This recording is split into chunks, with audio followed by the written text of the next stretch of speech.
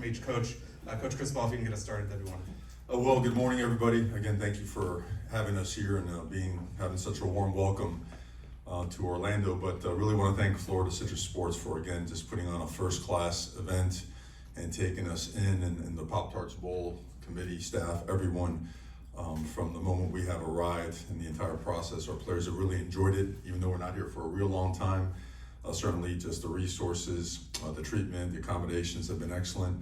And again, as mentioned last night, we have the great honor of playing a great football team with a rich tradition, great tradition like Iowa State, led by Coach Campbell. A ton of respect for him and the great job that he's done with his program. And certainly proud of our players, the University of Miami, and always proud about being a Miami Hurricane, and looking forward to a great opportunity and a great game tomorrow.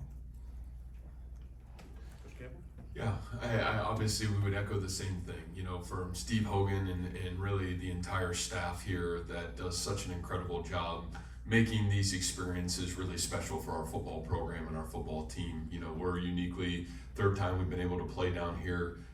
Each experience has been absolutely incredible, and a lot of it is because of the people. And I think one of the great things about this bowl game is the impact that it makes on this great community.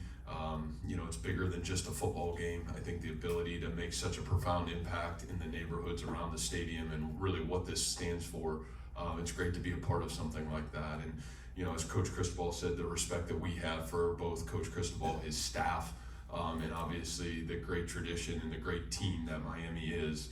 It's just an honor to be a part of that. We're certainly really proud of our football team. It's been a really special year this year for Iowa State football.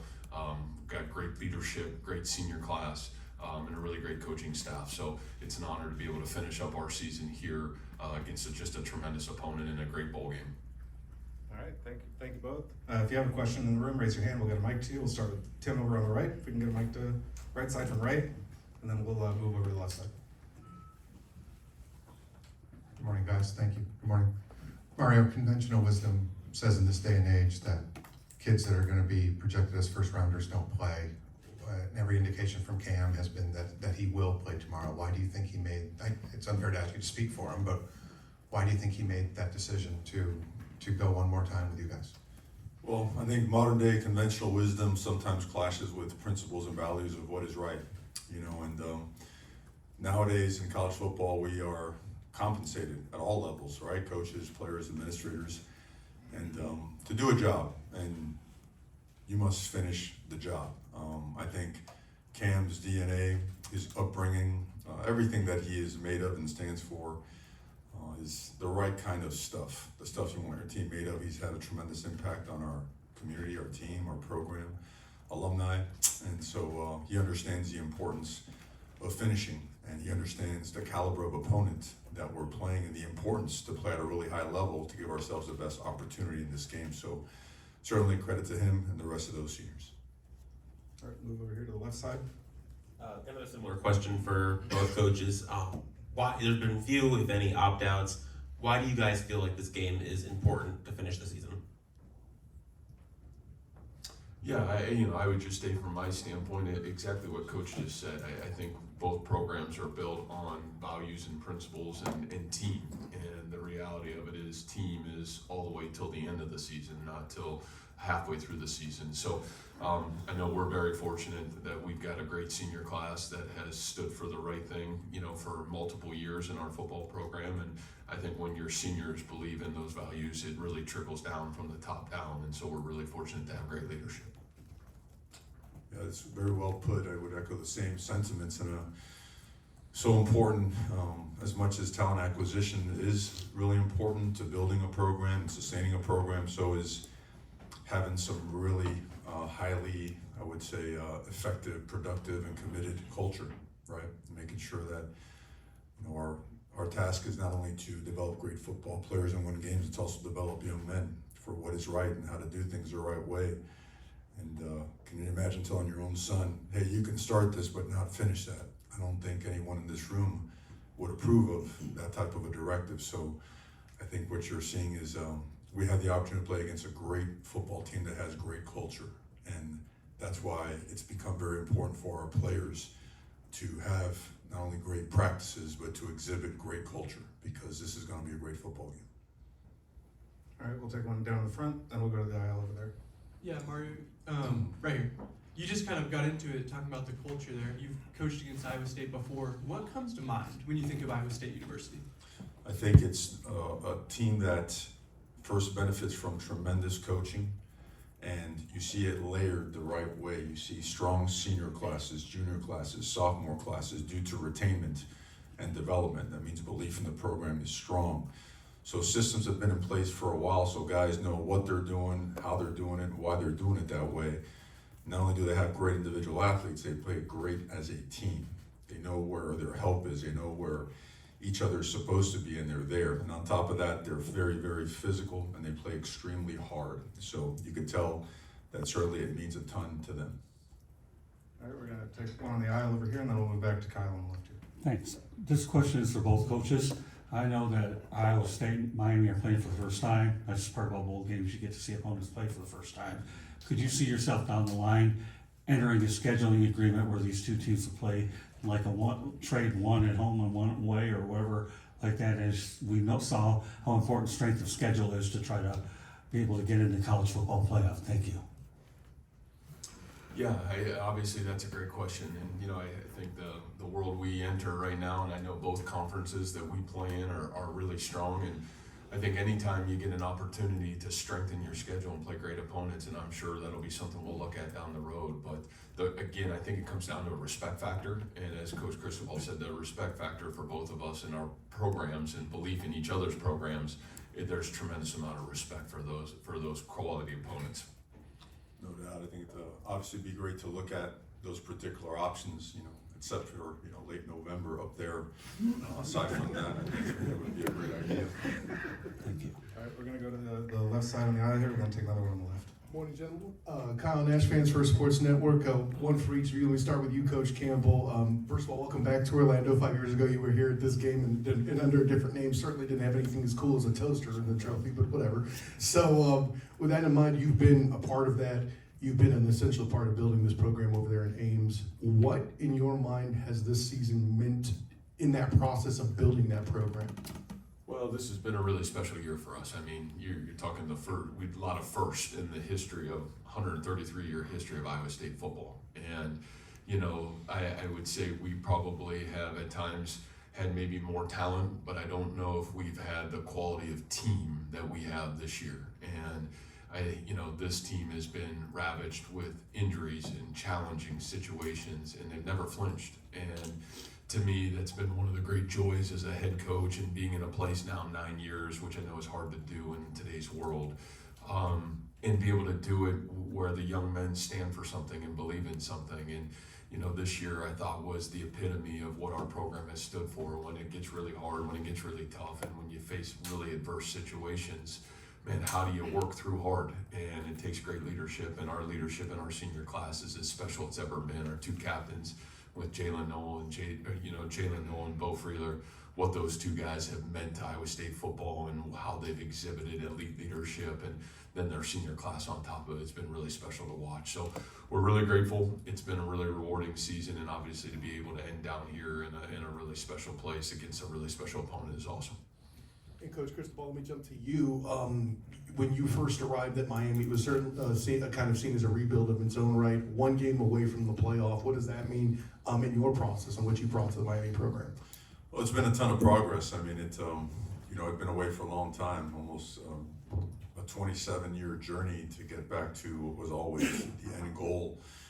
And it was one of those things where, I kind of said it ad nauseum one day, just woke up and said, I'm tired of watching from afar. I want to be part of the solution, and so over the last 3 years, there's been a ton of progress, and then again, a year of a lot of firsts for us as well. I mean, first time Miami's been undefeated at home for a long, long time. Second 10-win season in maybe 20 years. State champions for the first time in a long time, and a lot of things accomplished, a lot more to accomplish, and then most importantly, the establishment of some standards, right? Some benchmarks and some cultural, I would say, goals that won't be compromised. And I think credit to the seniors, credit to the staff for making those things possible. And now we find ourselves with a great opportunity. You have two programs fighting for a historic 11th win. that means a ton to everybody involved. You know, all programs, fan bases, alumni, everybody.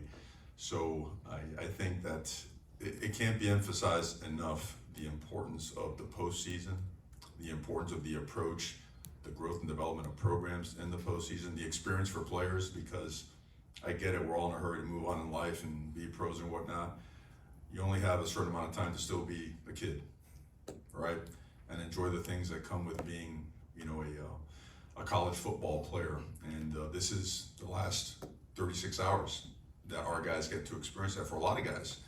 So all in all, between the accomplishments of the year, the ability to be in this game, all focus really is on this opportunity, and certainly, again, just an honor to have this shot. Thank you, guys. All right, we're gonna go to the far left, and then we'll go to get 2 questions from the right side.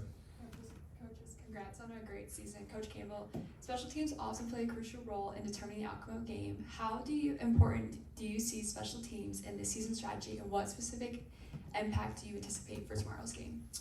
Yeah, you know, I think for us, it's always been critical. You know, we have to play great team football to be successful, and you know, offensively, defensively, and special teams, it's got to be a huge piece of our football program. And you know, you're playing a team that has great special teams and obviously great specialists. You know, and so you know, for our ability to be able to counter that within the football game and be able to hold our own, it'll be critical for us to have success.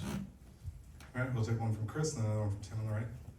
Just for both of you coaches, fans and critics alike, being the way they are, that line of thinking, consider the season for both your teams a disappointment or a failure in regards to the CFP, but how difficult or discouraging is that for you guys when you consider you won 10 games, both teams won 10 games? Mario, you can go first. Well, I don't think anything outside of the walls of the program and the people that put in the daily work is, you know, you mentioned the word disappointment. There's, for us, if you don't win every single football game, win every single rep, there's disappointment in the right kind of way, where you build positive anger and you want a better result through process. But in terms of players, effort, and accomplishments and progress, there is no disappointment.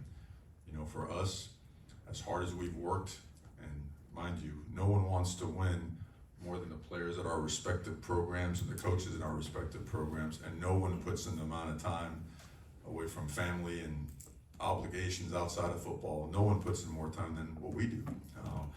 So I think when a question like that is a little bit, it's almost like foreign, like almost undigestible, because those trains of thought are things that don't creep into our processes, our way of thinking. All we think about is finding ways to get better, do right by our people, help these young men grow, develop, and win football games, and continue to make progress in our organization. Yeah, I would say I chuckle at that comment, to be quite honest with you. You know, I mean, think about what I just said, 133 years at our school, and we've never won 10 games. We've been in 2 Big 12 championship games in, you know, the last 4 years. Nobody even thought that was ever possible at Iowa State. So to say something like that is, you know, ridiculous, to be quite honest with you. I think for our end of it, we've always talked about in our program is, man, can we get to the end of the season and really have tried to become the best possible team that we could become, and we'll define that once the season comes to an end. And I think what this team has overcome, and I think Coach would echo this, man, with the adversities that you go through in a 12, for us so far, a 13-game season, man, the opportunity to grow through it and become your very best, it's such a great reward. And so that's our world that we live in, and it's awesome to live in it, because you got, you know, 18 to 22-year-olds that you just see just continue to grow as great men.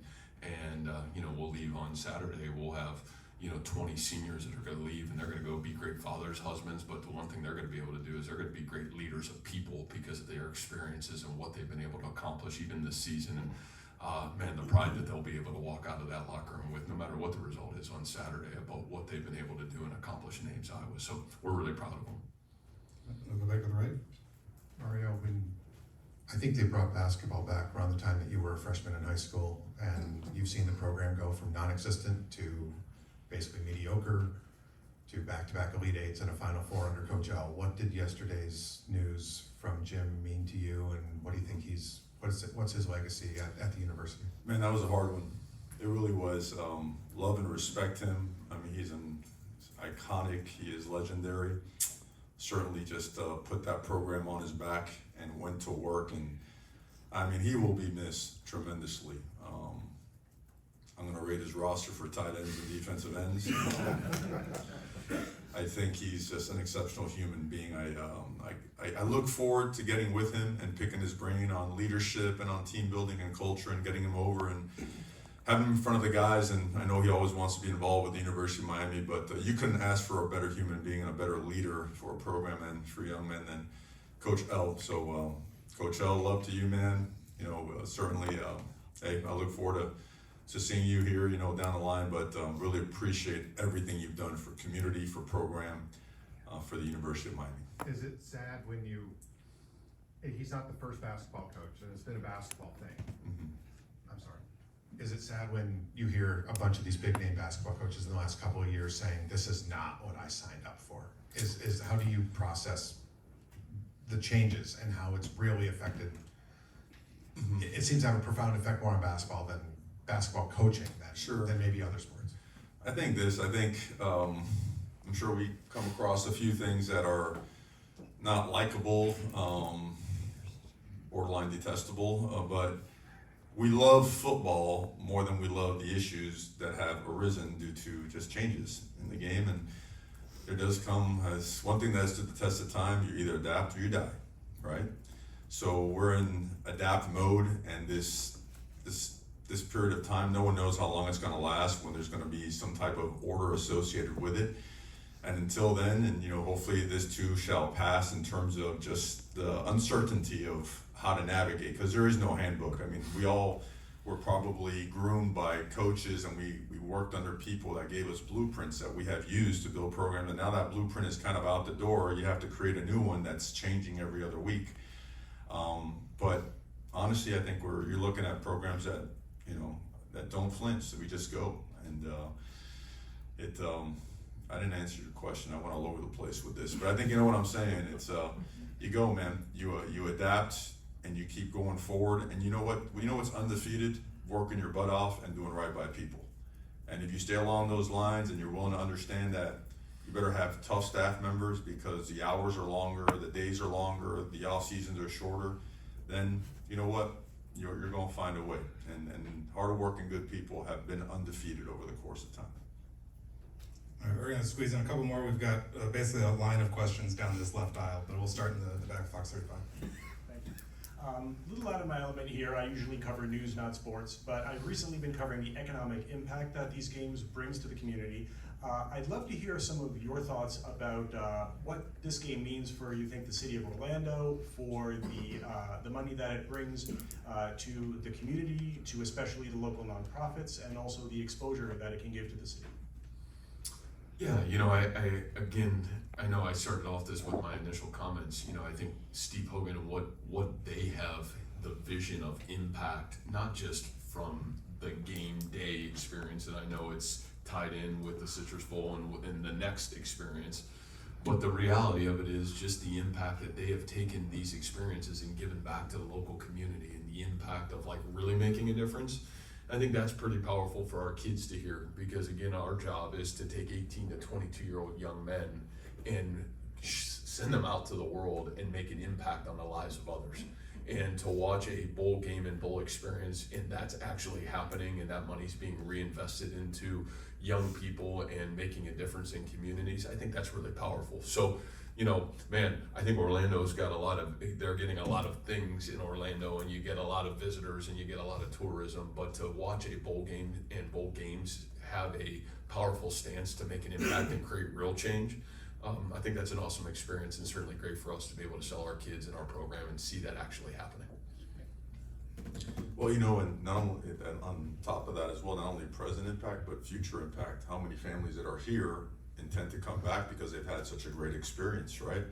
And from an economy standpoint, you know, that's always a bonus. It's always a tremendous plus. And I want to reflect on the fact that the impact that the community has had on us. I mean, you have two teams that are going to be competing at the highest level tomorrow on the same field, and yesterday we're in the same theme park, you know, and contributing back and giving back to the community, spending our time with a lot of kids, some underprivileged, you know, some fans, you know, that's super impactful because it's all tied in together, right?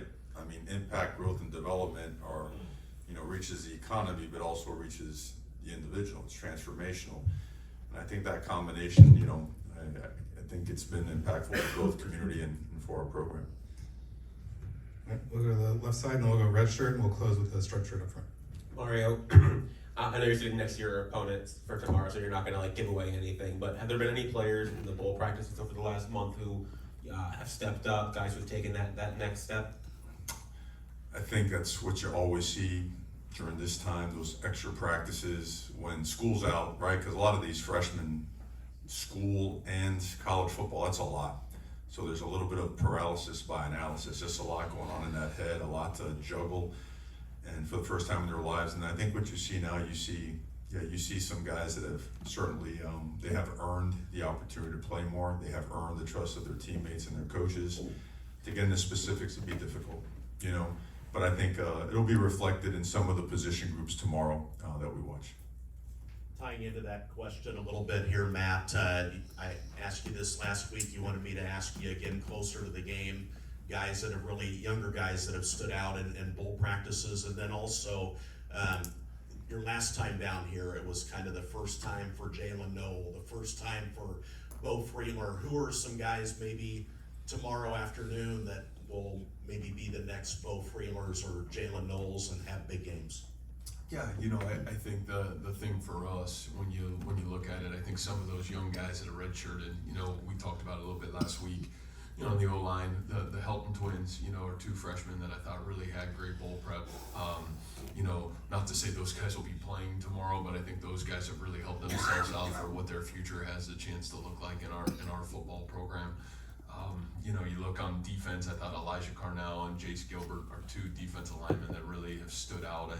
Again, I think same boat, not that you're going to see those guys tomorrow, but man, those guys' future, I think, has a chance to be really bright. And, you know, everybody else freshman-wise, you know, with the injuries we've had, have had to play, you know, and if you've seen them, you've watched them, and, you know, you've got to see some of those guys. So, you know, who stands out tomorrow, I think it's probably the same roster that you've seen play, quite honestly, over the course of the last half of the season, just because they've been forced to have to play for us and have to get in and be contributors and help our football team be successful. So hopefully all those experiences and a lot of those injuries that have occurred, I think will pay off down the road for Iowa State football. But obviously tough to go through this season, but I think grateful that it happened and we had the leadership around it to support it through this journey.